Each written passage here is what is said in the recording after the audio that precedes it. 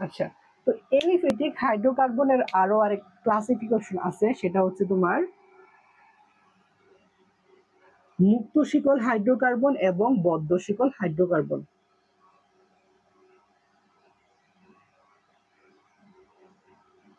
মুক্ত শিকল, বদ্ধ শিকল। আচ্ছা, তো এলিফ্যাটিক হাইড্রোকার্বনের কয়েকটা এক্সাম্পল যদি আমরা দেখি, সেটা হচ্ছে মিথেন CH4, তারপরে আছে তোমার ইথেন C2H6। হ্যাঁ, এগুলো হচ্ছে তোমার এলিফ্যাটিক হাইড্রোকার্বনের উদাহরণ। এবং এরোমেটিকের ক্ষেত্রে যদি আমরা দেখি, এর উদাহরণ যদি আমরা দেখি, উদাহরণ হচ্ছে তোমার বেনজিন, মানে হচ্ছে তোমার C6H6। তাছাড়া আছে তোমার ন্যাপথলিন, এটার সংকেত হচ্ছে C10H8। ঠিক আছে, তাহলে এই এরোমেটিক হাইড্রোকার্বনের যে উদাহরণটা আছে, এটা অবশ্যই মুখস্থ করতে হবে, খুবই ইম্পর্টেন্ট। হ্যাঁ, এগুলো হচ্ছে বোর্ডে অনেকবার অলরেডি চলে আসছে।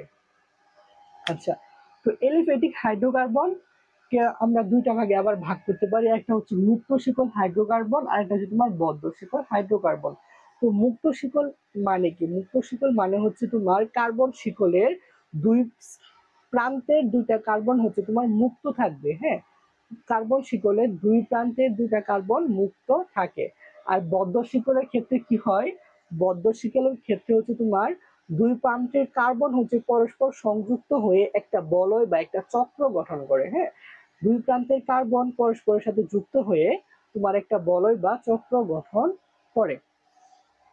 তো মুক্ত শিকলের উদাহরণগুলো কি আমরা যদি একটু দেখি, এর মধ্যে তোমার আমরা যে মিথেন, তারপরে তোমার ইথাইন,